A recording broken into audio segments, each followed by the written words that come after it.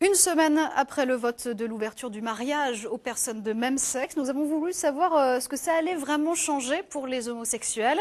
Deux couples ont accepté de nous ouvrir les portes de leur intimité. Ils nous ont raconté comment ils avaient vécu ces derniers mois entre espoir et polémique et comment ils envisageaient l'avenir, un avenir qui permettra d'asseoir leur place dans la société. Reportage signé Amélie Lepage et Fabienne Marcel.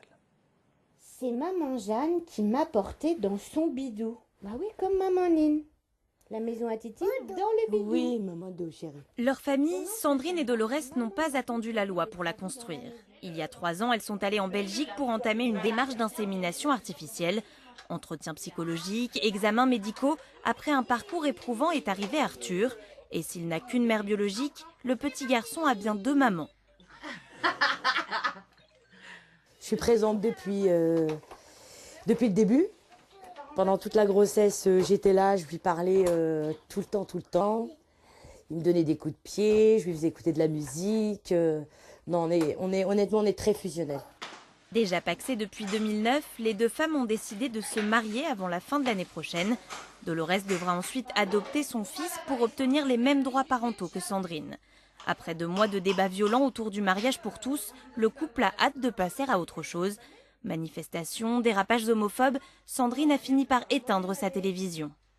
Des familles qui se déchirent, des enfants qui sont battus ou ces 2 petits-enfants qui ont dormi dans une cave pendant des années, ça on ne manifeste pas pour ça. Mais par contre on va manifester parce que nous, 2 femmes, on a un enfant ou 2 hommes qui ont un enfant. Et je trouve ça laborieux, laborieux qu'en 2013 on en soit encore rendu là, quoi.